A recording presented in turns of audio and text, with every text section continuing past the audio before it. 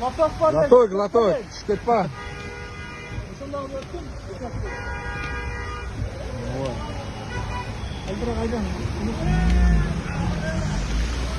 Ну, сунуyor, сунуyor. Oto koyuyoruz şimdi. Bunda oldu diyelim.